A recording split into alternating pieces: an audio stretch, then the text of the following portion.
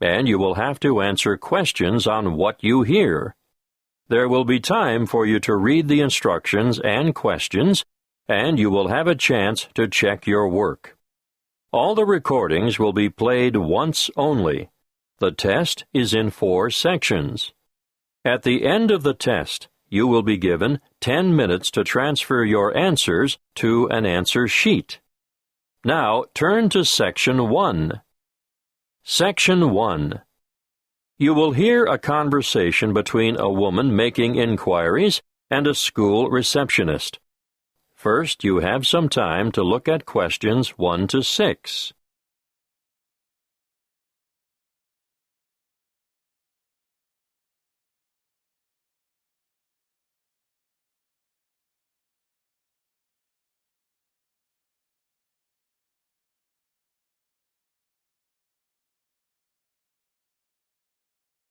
You will see that there is an example that has been done for you. On this occasion, only the conversation relating to this will be played first. Good afternoon, Estelle speaking. What can I do for you? I was told that the school holds, adult education classes? Yes, it does. We run 7 a week, 3 on Tuesdays and Thursdays, and 1 on Wednesdays.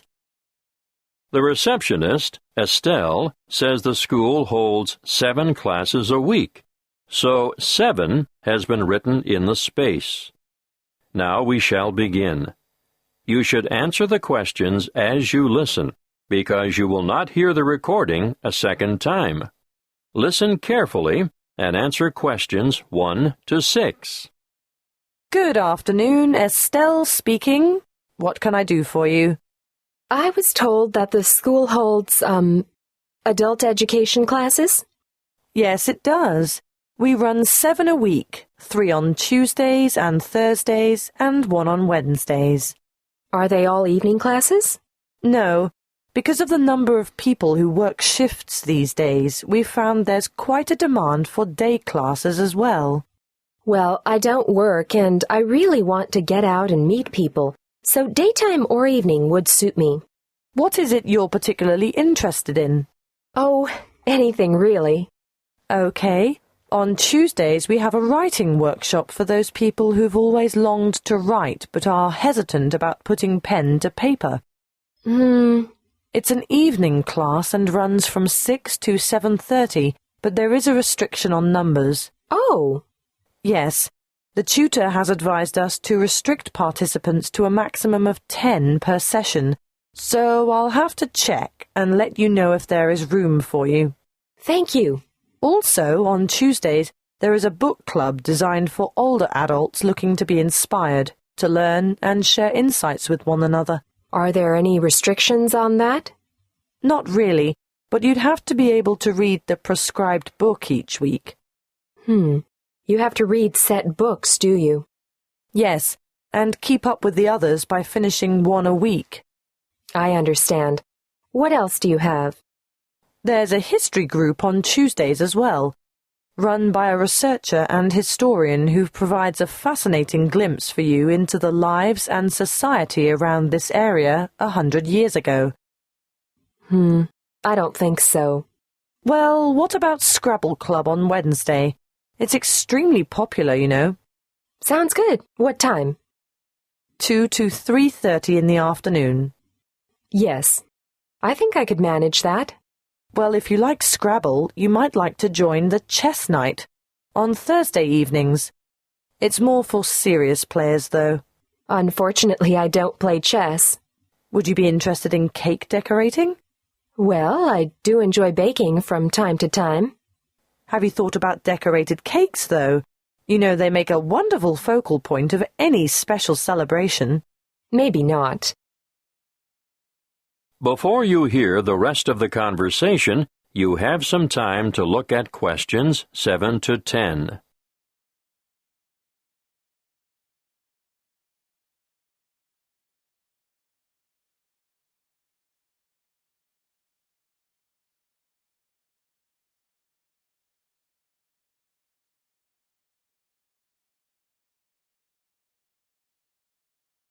Now listen and answer questions 7 to 10. Look, I don't know if you'd be interested, but next month there's going to be an Adult Learners Week, and it's a great opportunity to learn something new and meet a lot of people. All the events are free, but booking is essential. What are the events? I'll give you a brief rundown, and if you decide there's something in it for you, I can send you all the details. Great! When is it? The first week in September, from the 1st to the 8th. Oh, are they all daytime events? Yes, but some are half-day and some are whole-day sessions. Can you just quickly tell me about the half-day ones, please? Okay. The Techno Expo will help you work with social networking tools, and you can learn more about online privacy and security and online entertainment. That's Monday the 1st. In the morning? Actually, it's after lunch, from 1 to 4:30. What else is there in the afternoon? Well, on Wednesday, there's work-life balance, understanding how to assess what you really value, the importance of balance and harmony in your life, and how to achieve it. That's another one I'd like to go to. Are there any more? No more half-days in the afternoon. Wait a minute. There is a poetry event. What does that entail? Writing some inspirational poems and sharing them with the class. No, thank you. I'm not going to read my poems to other people. I know what you mean. One more thing. Can you tell me where all the events are being held? Yes, all the workshops are at the Central Library. Oh, good. That's handy. That is the end of Section 1. You now have half a minute to check your answers.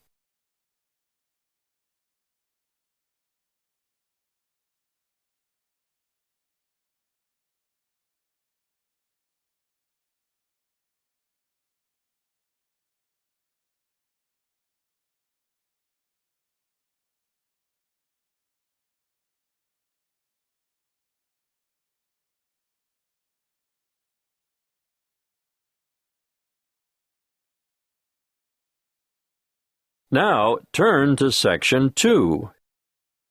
Section 2. You will hear a parent educator talking about childhood accidents. First, you have some time to look at questions 11 to 16.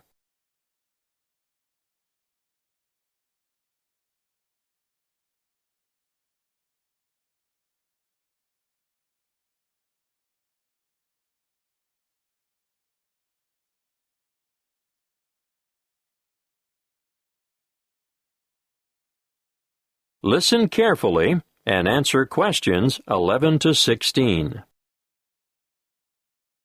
I'm sure you are all aware that babies, infants, and children are exposed to an enormous number of potentially serious accidents all the time.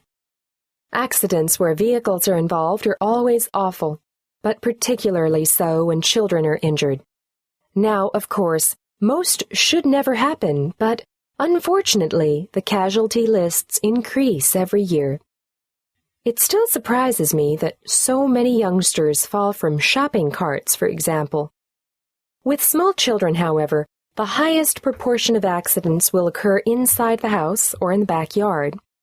Many of the risks are obvious, but are often ill-considered, even in well-organized homes. Older children are exposed to a greater number, for they are also open to the hazards of the adult world. This should be kept well in mind by parents. Education is vital. There are some very good television shows which do the job quite well, but children should be educated from the moment they learn to crawl. And so I'd say the best teachers are parents, who can instill safety habits in the responsive minds of their children by constant repetition. In this way, they will gradually learn to avoid the danger zones. Of course, if they go to preschool, there'll be fewer hazards there, but I'm going to cover a few of the important household areas now. Firstly, kitchen hazards. The family kitchen is actually no place for a child, although children may spend a lot of time there with their mothers. All I can say is never leave saucepans on stoves with their handles jutting out. It's easy for little hands to seize hold of them, and adults can even catch themselves on them too. Scalding is a serious issue for grown-ups and children alike. If you are transporting dangerous items about the kitchen, always look to see where children are standing. Hot items are naturally high risk. Cooking with an infant at your feet can be very dangerous. Be careful with sharp and heavy objects as well. And not the least of dangers is treading on the child, or their hands or feet at any rate. Let's move on to poisoning now. An amazing number of household items are potentially lethal to babies but are often carelessly left around. Bleach, drain cleaner, and similar items should be kept out of reach of infants, who have no idea of their risks. And a word of warning here, never reuse juice bottles as containers for lethal fluids, and never leave these items within access of infants. Playground equipment deserves a mention too. Even in the most skillfully designed playground, accidents occur. We all enjoy the seesaws, but do make sure that they are evenly balanced. Personally, I don't understand the attraction of the roundabout. It makes me feel sick to my stomach, but the little ones enjoy the ride. Swings are great fun, but children just don't understand the danger of a swing suddenly coming back and striking a standing child. The results are often big bruises or even broken bones. Fractured skulls are the worst playground injuries I've seen, and these are common when young ones fall from a height such as the top of a climbing frame. I think the slides are much safer. Whatever your preference, though, be sure to keep a watchful eye on your children in the playground. Before you hear the rest of the talk, you have some time to look at questions 17 to 20.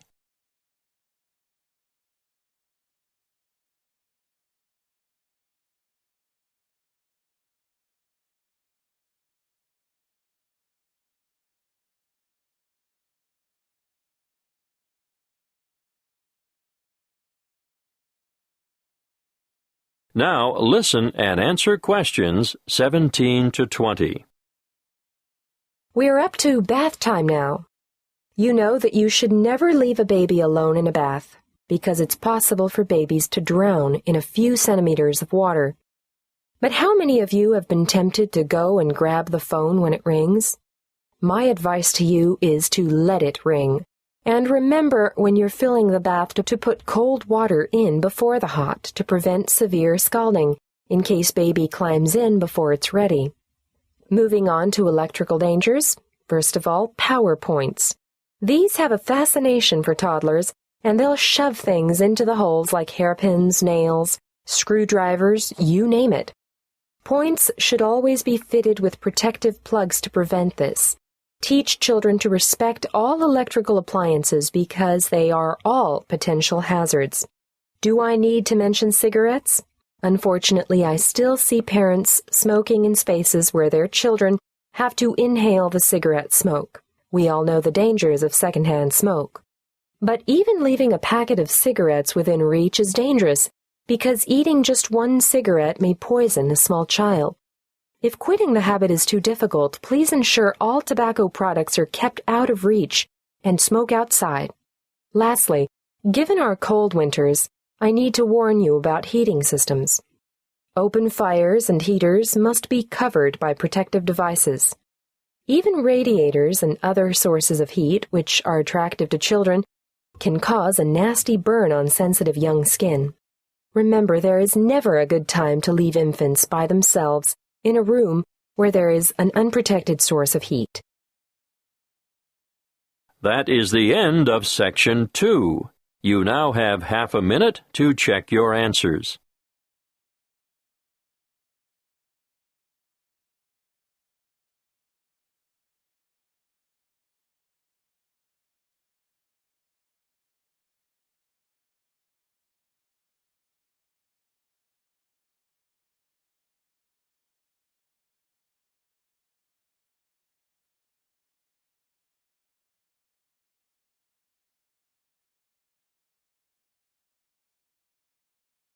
Now turn to Section 3. Section 3. You will hear a conversation between two students discussing an assignment. First, you have some time to look at questions 21 to 26.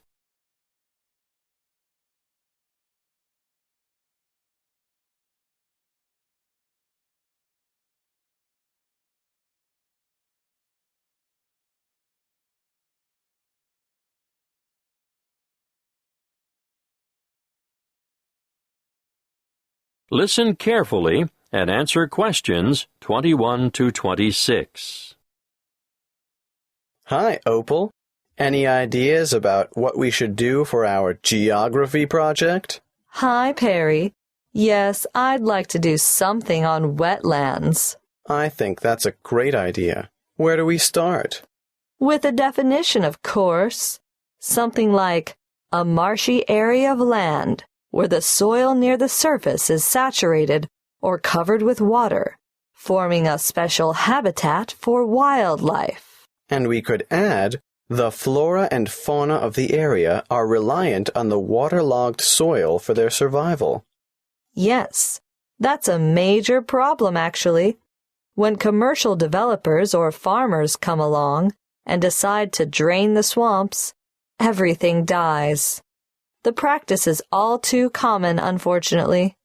Did you know that as a result, wetlands are recognized internationally as one of the most threatened types of habitat? That's right.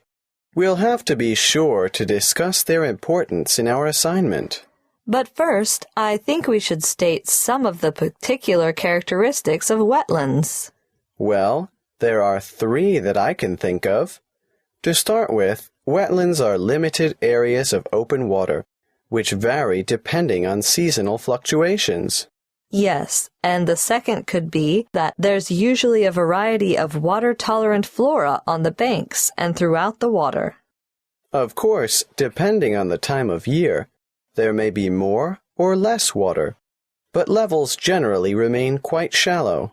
Okay, now let's move on to the importance of wetlands. Shall we start with plant and wildlife habitat? Yes, I think we should point out that wetlands are homes for countless species of water birds, frogs, invertebrates, and fish. And they support many varieties of water-loving plants. Which brings us naturally to the topic of biodiversity. Even small wetlands act as borders between land and permanent water. They turn into refuge areas or sanctuaries in times of drought, and they often support rare and threatened plants and animals found nowhere else. Exactly. And they're especially important as nurseries and breeding grounds for all kinds of fish, birds, and invertebrates. Wetlands are important for improving the purity of the water, too. Yes, that's because the flow of water through the wetlands is slowed by bank and in-stream plants, and so it allows sediment to settle. Nutrients such as nitrogen and phosphorus and other pollutants are removed as the water passes through. Before you hear the rest of the conversation, you have some time to look at questions 27 to 30.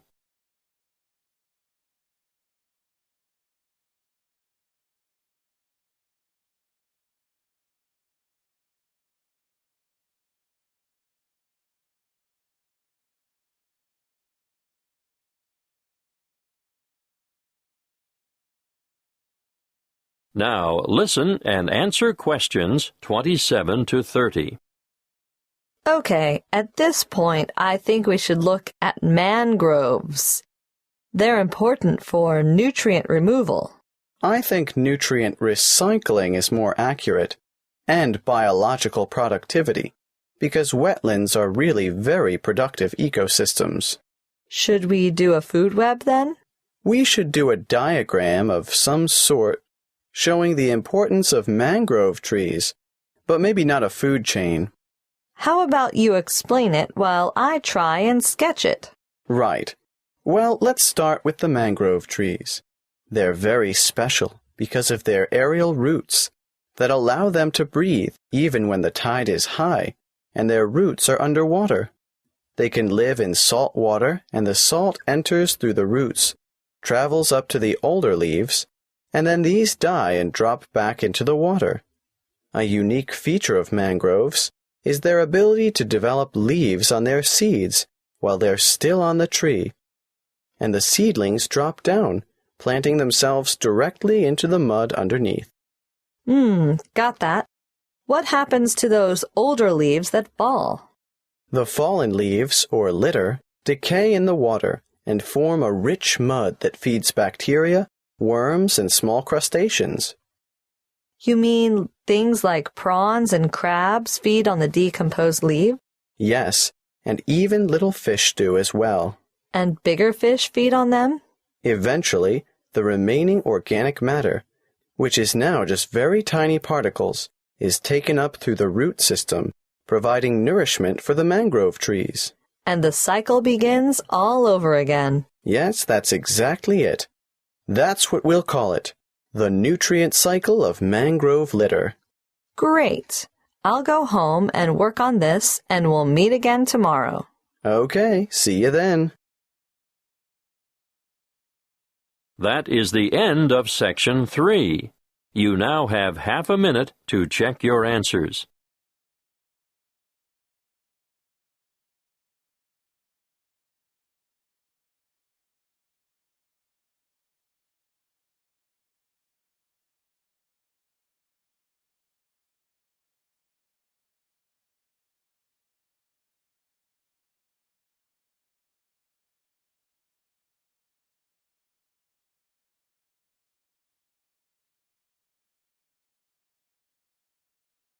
Now turn to Section 4. Section 4. You will hear a lecture on meteorology and cloud formation.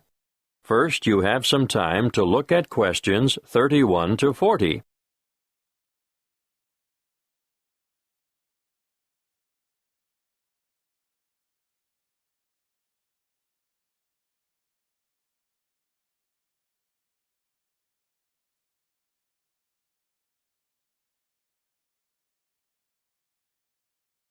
Listen carefully and answer questions 31 to 40.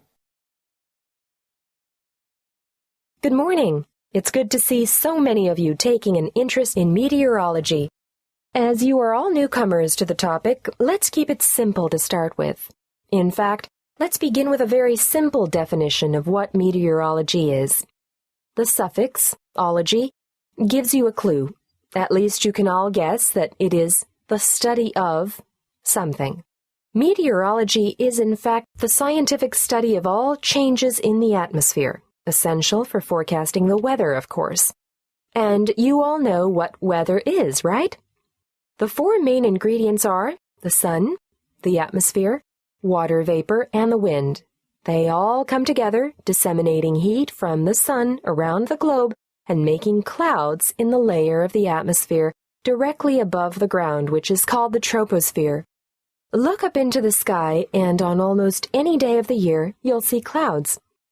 Clouds form when water that has evaporated from the surface of the earth condenses onto microscopic dust particles, or other particles, floating in the air.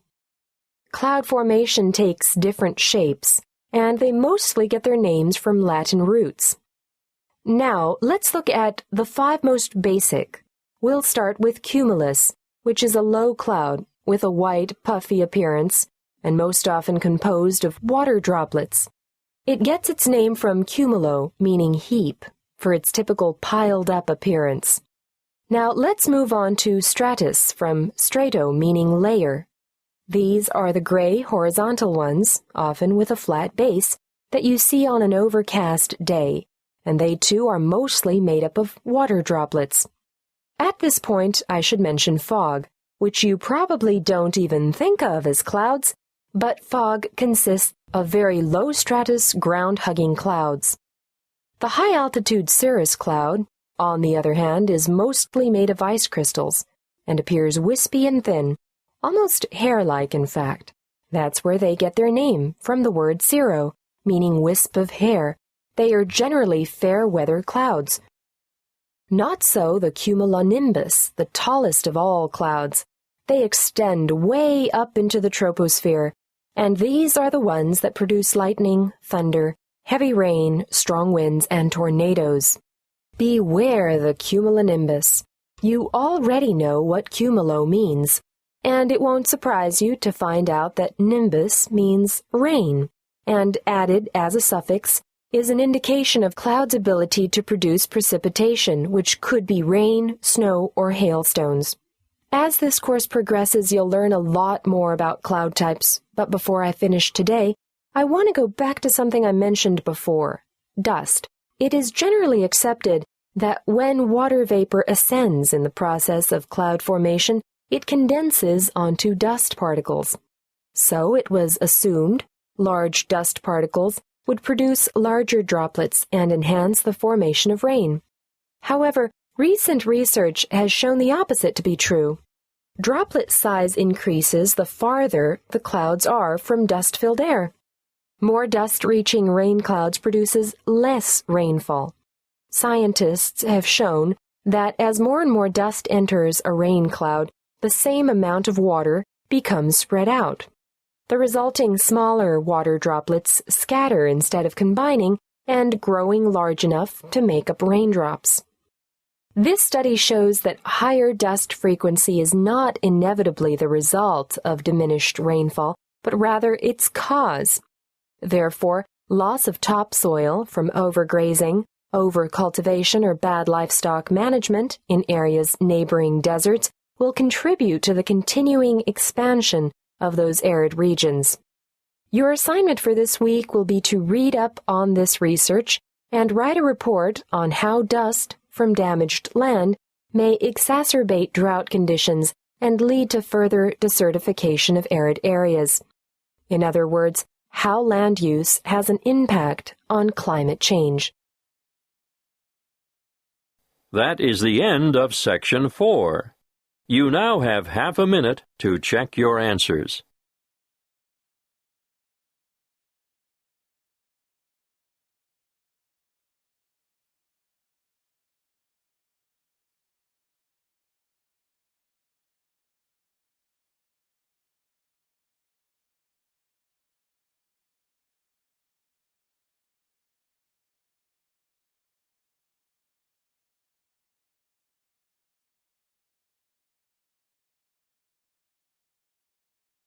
That is the end of the listening test.